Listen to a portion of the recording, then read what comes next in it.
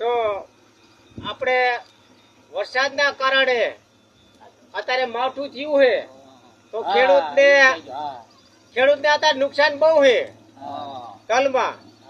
તો આપણે નરેન્દ્ર સાહેબને એવું કહેવી અને ભૂપેન્દ્રભાઈ પટેલને કે તમે થોડો ભાવમાં તલમાં વધારો કરજો થોડો, તો ખેડૂતને બહુ સારું રહે.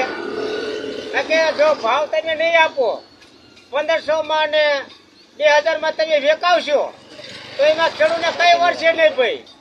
એટલે અમારું ખેડૂતનું કેવું એવું છે કે તમે 2500 થી 3000 રૂપિયા તલનો ભાવ કરો તો ખેડૂતને કઈ ભાવમાં સારું રહેશે અને ખેડૂતને થોડોક આમ ટેકો રહે.